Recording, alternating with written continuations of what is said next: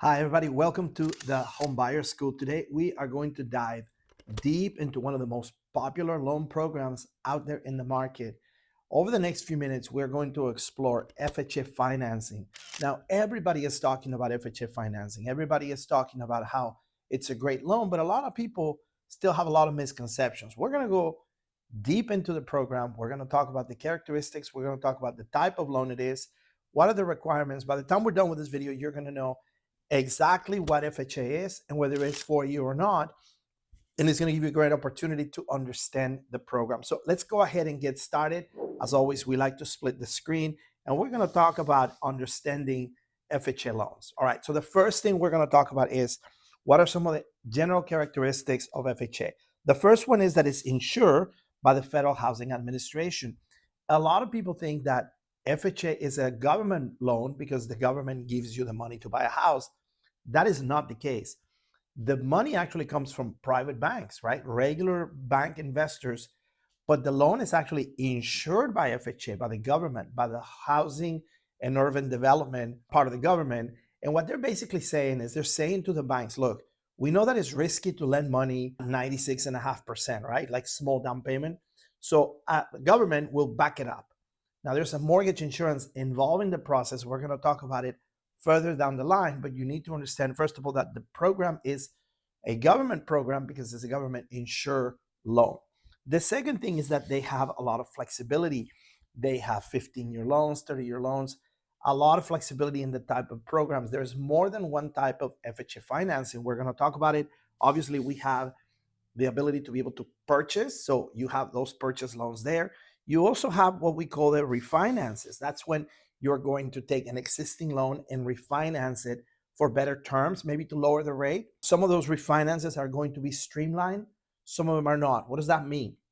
If you already have an existing FHA loan, in many cases, you're going to be able to get a new one just to lower the rate without having to jump through a lot of hoops like appraisals and paperwork.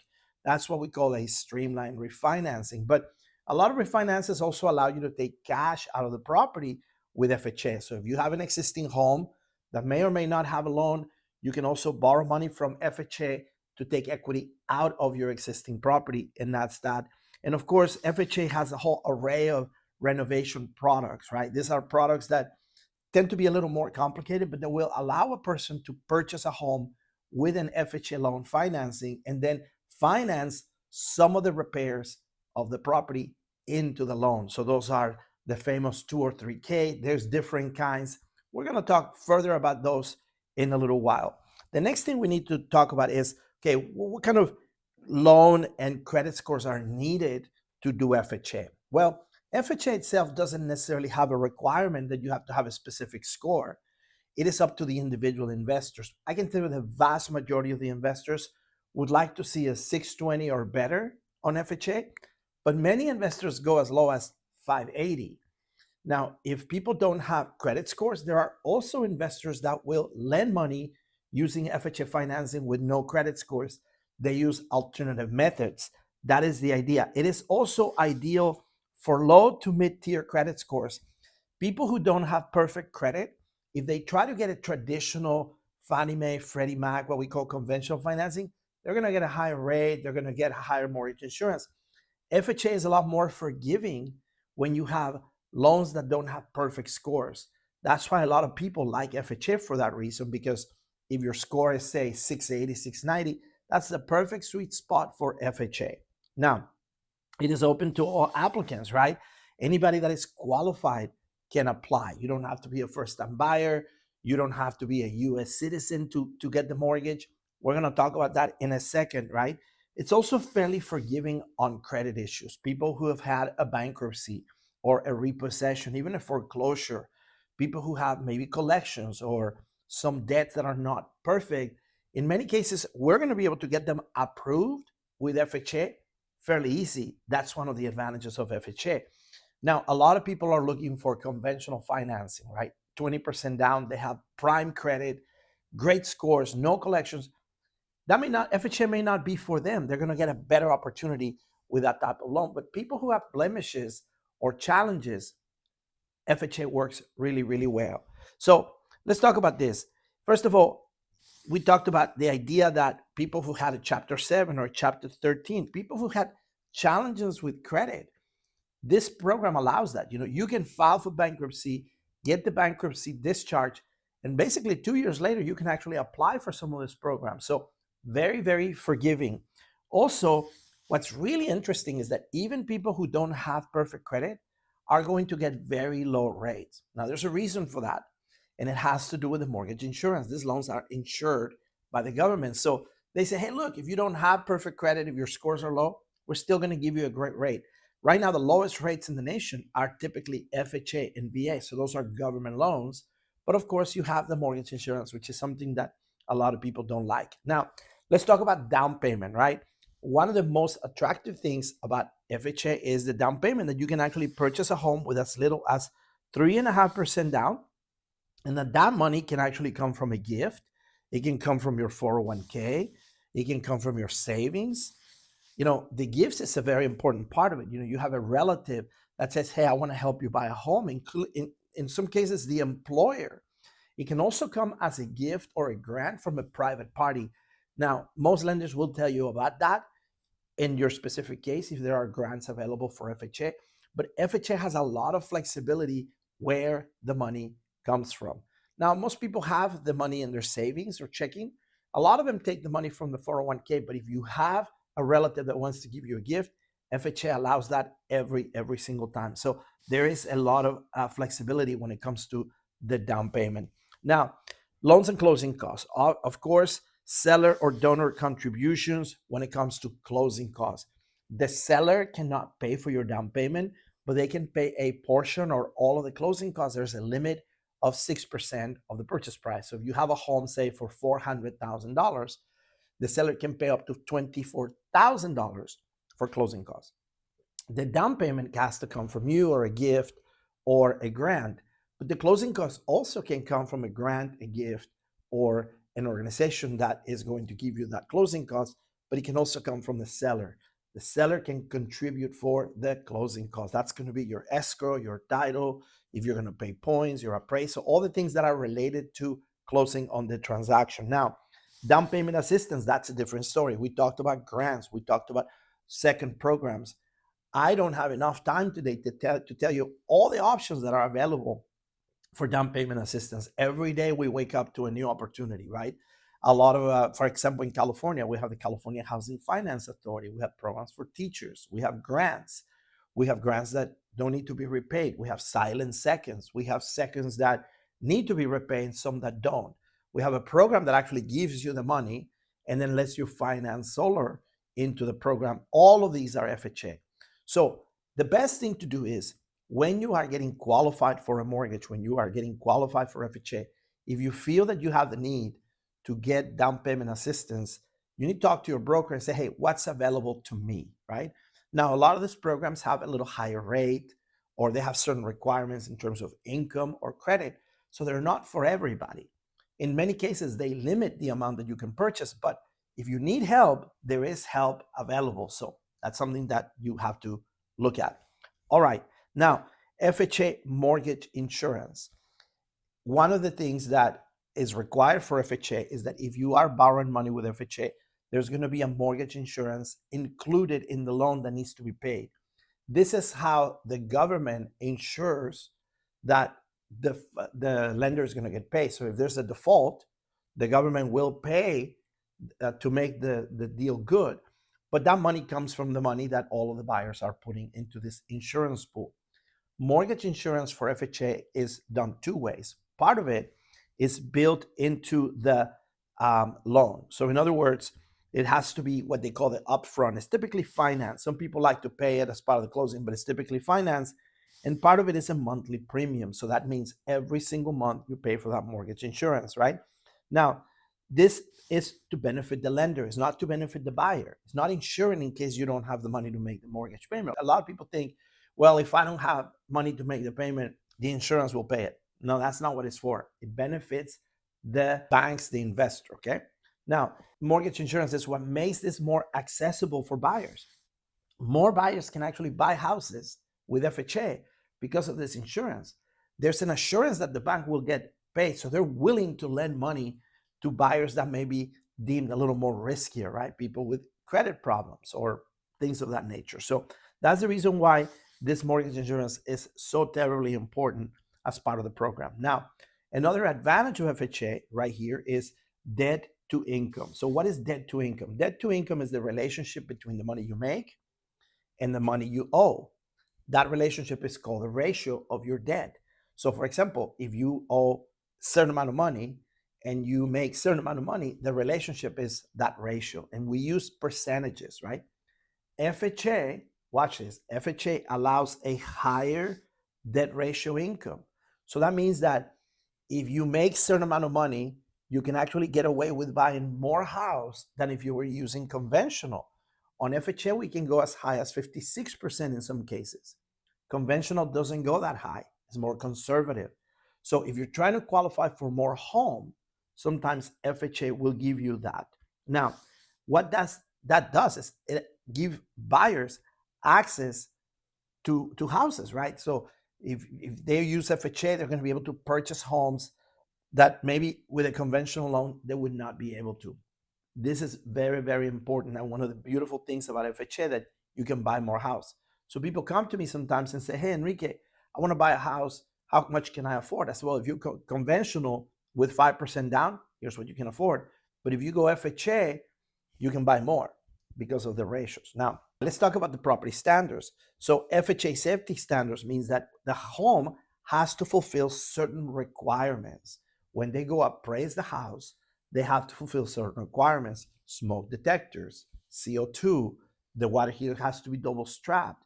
They do an attic inspection. They review pretty much everything, right? So the home has to pass that FHA standard in order for the appraisal to go through. Also, the property has to be eligible. There are some condominiums that are not. There are some manufactured homes that are not eligible for FHA financing. Condominium projects in most cases have to be approved before you can do FHA. There are certain homes that are located in mobile home parks that may not pass the FHA scrutiny. So before you actually make an offer, make sure that the house you're buying is eligible for FHA. The next thing too is property flips. What is a property flip? A property flip is when a buyer is trying to purchase a home from a seller that just bought it within the last 90 days. So if you buy a home and you try to sell it within 90 days, you won't be able to sell it to a buyer with FHA financing. You're going to have to wait until 91 days and then sell it. And there are some restrictions after 90 days even. So you have to be very, very careful. This is to prevent fraud. For many years, people were doing flip schemes, and then we're putting people in FHA, and then the people that bought the house got screwed. That's the reason why the flip rule is important. Now, most real estate agents understand this. So what's going to happen is when you are purchasing a home, if the person just bought it and is selling it in your FHA finance, they're going to tell you, hey, this house does not qualify because of the flip rules. So be aware of that. Now, loan occupancy and loan limits. This is also important for FHA. FHA is designed for owner-occupied homes only. You cannot purchase this to buy a rental property. You cannot purchase with FHA to do a vacation home. This is so you can live in the house. Now, once you've been in the house for a year, if you decide you want to rent it, you don't have to go get a different loan. You can keep the loan you have, but it's when you buy the house. When you buy the house, I have people call me and say, hey, I only have 3.5. Can I do FHA? I'm trying to buy a condo up in the mountains, but it's not going to be my primary home. The answer is no, you can't do that. It has to be owner occupied. And then there are loan limits. Every county has a different limit. So it's lower than conventional. What they're trying to do is just keep the system in check, right? So they don't let you go with, a $2 million home on FHA. There's a limit, and the limits change every year. So for the newest limits, you got to check with your lender and say, hey, what is the most that I can buy? Now, there are certain areas that have a much higher limit, like in Los Angeles or Orange County. Here in California, you can go to $1 million. Here in the Coachella Valley where I live, you cannot go that high on FHA financing. So be aware that those loan limits apply, and they don't apply to the purchase price. They apply to the loan amount. So the loan amount has that limit. All right, employment requirements for FHA loan. There has to be consistent employment, right? So now we're going to talk about the borrower. We're going to talk about you. If you are an applicant, you have to demonstrate that you have consistent employment over the last couple of years. Consistent means that you've had employment, even with gaps. There are people who purchase a home, they didn't work for 6 months, they're still eligible, but you have to show consistency. Also, the flexibility. It doesn't have to be the same line of work or the same employer. A lot of people say, oh, I changed employers 8 months ago. Do I have to wait? No, you don't.